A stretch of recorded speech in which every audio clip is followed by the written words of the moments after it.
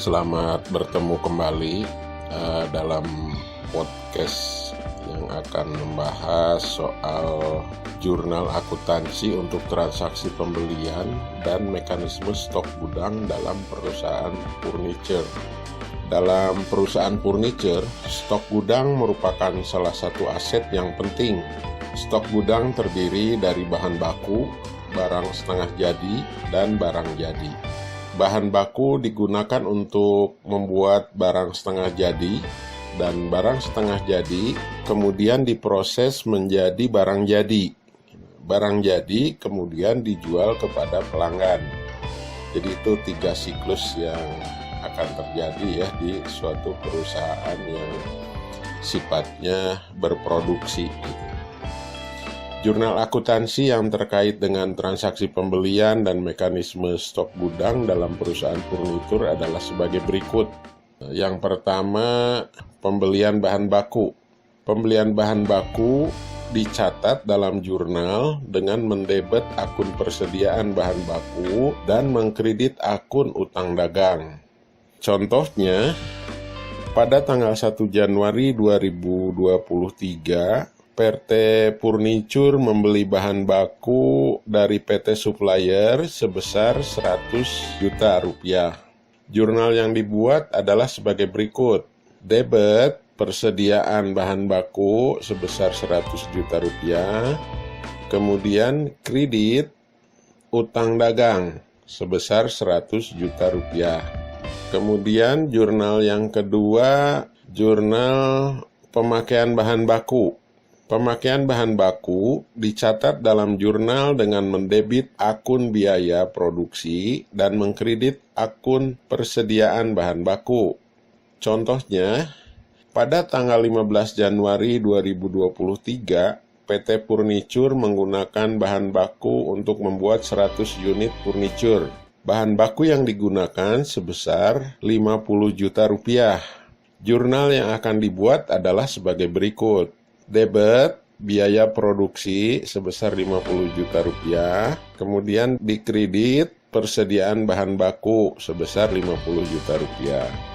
Jurnal yang ketiga, jurnal penjualan barang jadi. Penjualan barang jadi dicatat dalam jurnal dengan mendebit akun penjualan dan mengkredit akun piutang usaha.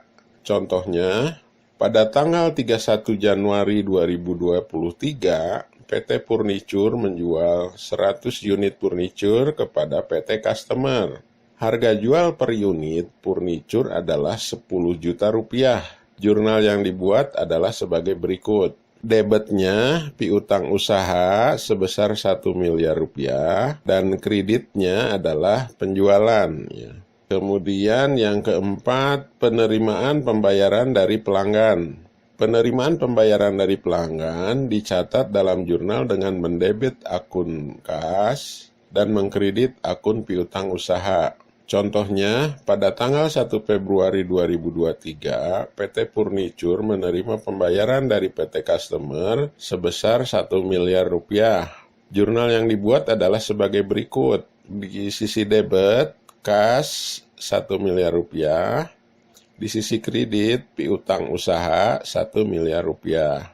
Kemudian yang selanjutnya kita melihat jurnal pembayaran hutang ya. Tadi kan saat terjadi pembelian kita menambah hutang. Nah, sekarang mengurangi hutangnya itu di jurnal sisi debitnya itu hutang, kemudian sisi kreditnya kas ya. Hutang berkurang dan kasnya berkurang ya.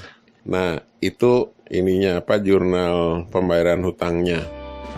Nah, pembahasan selanjutnya kita lihat tentang mekanisme stok gudang. Mekanisme stok gudang adalah proses pengelolaan persediaan bahan baku, barang setengah jadi, dan barang jadi. Mekanisme stok gudang bertujuan untuk memastikan bahwa gudang selalu tersedia dalam jumlah yang cukup untuk memenuhi kebutuhan produksi dan penjualan. Mekanisme stok gudang dapat dilakukan dengan menggunakan beberapa metode, yaitu yang pertama metode perpetual. Metode perpetual adalah metode pencatatan persediaan yang dilakukan secara terus-menerus. Metode perpetual dapat dilakukan dengan menggunakan kartu stok. Kartu stok adalah dokumen yang digunakan untuk mencatat jumlah persediaan yang masuk dan keluar dari gudang. Kemudian berikutnya, selain metode perpetual, ada juga metode periodik. Metode periodik adalah metode pencatatan persediaan yang dilakukan secara berkala. Metode periodik dilakukan dengan menghitung jumlah persediaan yang ada di gudang pada akhir periode akuntansi. Jadi siklusnya per periode ya. Kemudian mekanisme stok gudang yang tepat ini dapat membantu perusahaan furniture untuk menghemat biaya, meningkatkan efisiensi produksi, dan meningkatkan kepuasan pelanggan ya. Jadi pada dasarnya pencatatan transaksi jurnal akuntansi dan mekanisme penerapan mekanisme persediaan atau mekanisme stok yang di stok gudang itu intinya akan meningkatkan performance dari suatu perusahaan, sebagai kasus di sini perusahaan furniture. Nah, selain tadi metode stok gudang di dalam, atau kalau kita membicarakan gudang, itu kita mengenal juga metode pemeliharaan barang gudang. Nah, metode pemeliharaan barang gudang adalah metode yang digunakan untuk menghitung nilai barang gudang.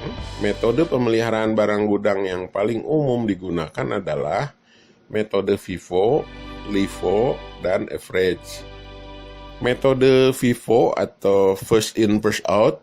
Nah, metode FIFO adalah metode yang menganggap bahwa barang yang pertama kali masuk ke gudang adalah barang yang pertama kali keluar dari gudang. Metode FIFO mengasumsikan bahwa barang yang pertama kali masuk ke gudang adalah barang yang pertama kali dijual. Metode FIFO menghasilkan nilai persediaan yang paling mendekati harga pasar ya.